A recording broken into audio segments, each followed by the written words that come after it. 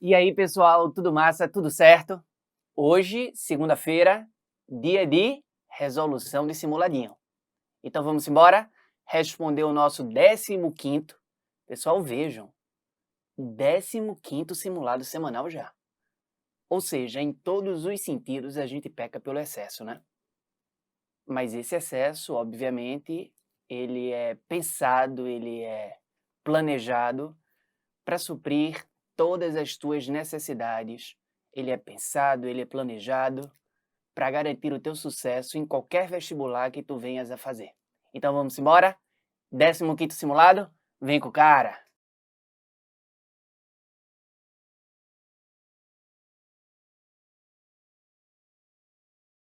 Pessoal, todo o nosso simulado hoje foi dedicado a um conteúdo específico, que foi o assunto do nosso aulão, inclusive, do sábado. Todo o simulado hoje é dedicado ao populismo.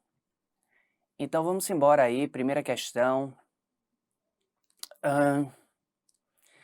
Questão essa que fala sobre o governo do JK, os 50 anos em 5. Falou em JK, lembrem do plano de metas, que a gente pode chamar de plano TEIA. Lembram disso? Transporte, energia, educação, indústria e alimentação. Então, de cara, a resposta letra beribola. Segunda questão, tem um texto aí. Na realidade, são dois textos, né, pessoal? Um texto da esquerda, um texto da direita. É importante que vocês leiam. E esse texto fala sobre cidadania. Lembrem que o João Goulart, também conhecido como Jango, através do seu plano de reformas de base, ele tentou fazer com que os analfabetos tivessem acesso ao voto. Então, os textos estão relacionados, letra A, direito político, lembrando que para a história, direito político é a mesma coisa de cidadania. Beleza? Tranquilo? Terceira questão, tem aí uma charge, né? Charge essa que mostra Getúlio e Papai Noel, né? Pessoal, lembrando que é importante que vocês baixem a prova, principalmente para quem não é aluno.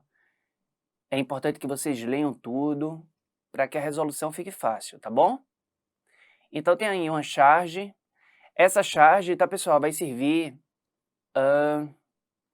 de bússola para a nossa questão, ok?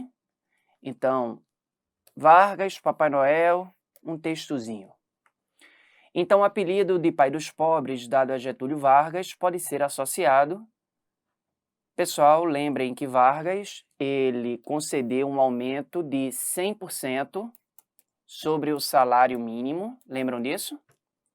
E lembrem que o Getúlio Vargas também, ele é reconhecido na história do Brasil como sendo responsável pela implementação das leis trabalhistas com assinatura da CLT.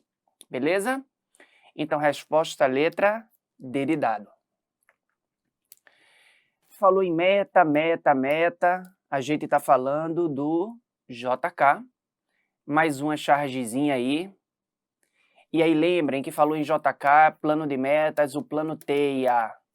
Só para a gente lembrar, transporte, energia, educação, indústria e alimentação. Dessas 5 metas, lembrem que o JK, ele investiu na indústria e ele investiu na produção de energia.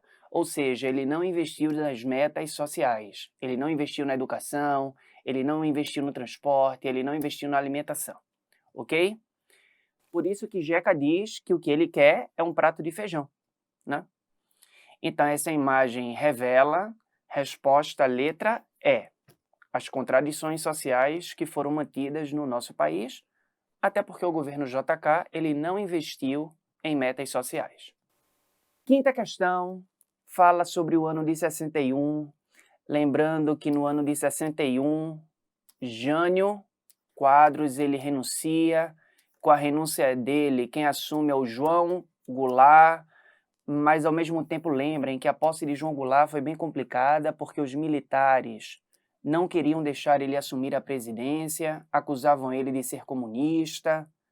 Então a solução foi a implementação do parlamentarismo, lembram disso? Inclusive o nosso primeiro-ministro foi o Tancredo Neves. Então, atente ao que se diz acerca do período parlamentarista brasileiro. 1. A experiência parlamentarista brasileira, que durou pouco tempo, um pouco mais de um ano, foi recusada pelo povo brasileiro através de um plebiscito. Perfeito, né, pessoal? Lembrem que esse plebiscito aconteceu em 1963. Tancredo Neves foi o primeiro-ministro durante o breve período que ocorreu o parlamentarismo no Brasil. Perfeito. Com a renúncia de Jânio Quadros, João Goulart, o vice-presidente, assumiu a presidência, contudo, a emenda parlamentarista restringiu os seus poderes. Perfeito, né? Até porque lembrem que pela emenda parlamentarista, João Goulart seria chefe de Estado, mas não seria chefe de governo, portanto, os seus poderes estavam restritos. Então, resposta letra D de dado. Sexta questão. Pessoal, tanto a imagem quanto o texto vai servir para as próximas duas questões, tá? E, obviamente, como é nítido aí, né? A questão fala sobre o suicídio de Vargas. Então, segundo o texto, com o suicídio que continuou a reverberar, Vargas se consagra na memória popular, comandando seu vasto eleitorado por algumas décadas desde o além-túmulo. Pessoal, lembrem que com sua carta-testamento, Getúlio Vargas ele conseguiu fazer com que a população brasileira se colocasse contra a UDN do senhor Carlos Lacerda. Lembram disso?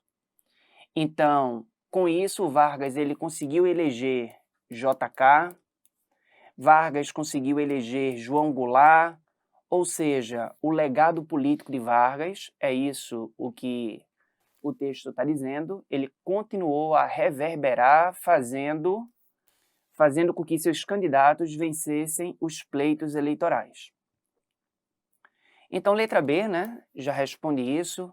Persistência da imagem de Vargas como o pai dos pobres e com grande força política do Partido Trabalhista Brasileiro até a metade da década de 60, lembrando que em 64 o PTB ele perde poder com o golpe militar. Sétima questão, o suicídio foi provocado entre outros fatores. De cara, né, pessoal, letra C, pelas dificuldades que Vargas teve, tanto no âmbito político quanto no âmbito econômico. Lembrem das manifestações das panelas vazias, lembrem das críticas da UDN e principalmente lembrem do atentado que o Carlos Lacerda sofreu, atentado esse que acabou sendo atribuído a Getúlio Vargas. Então, resposta à letra C.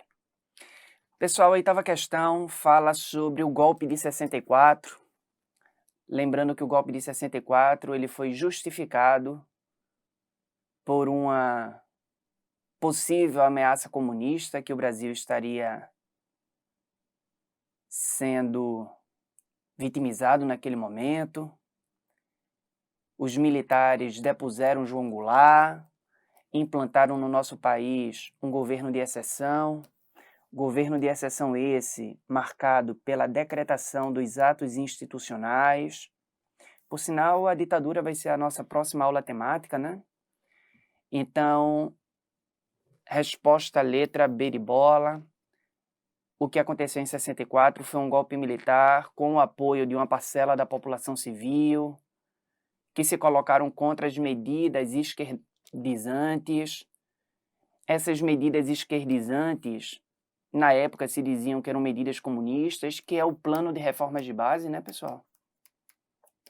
Do João Goulart. Então, a resposta é a letra B.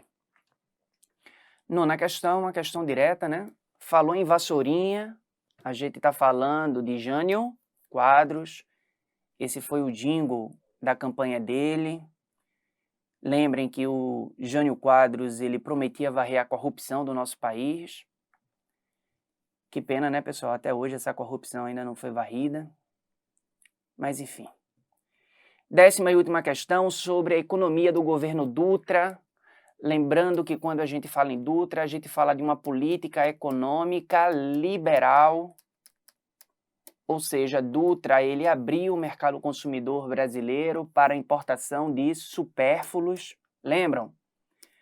Ioiô, bambolê, televisão, mas aqui não tinha emissora ainda. Lembram disso? Ou seja, Dutra, ele abriu o mercado consumidor brasileiro para a entrada de produtos norte-americanos. Finaliza mais uma correção de simuladinho, tá bom? Lembrando que quarta-feira a gente tem a nossa dica, e por sinal a dica dessa semana vai ser bem legal. Eu gravei fora do estúdio, então vocês vão conhecer um ponto bem interessante da nossa cidade. Espero que vocês curtam, tá bom? Então um beijo para vocês e até quarta, se Deus quiser.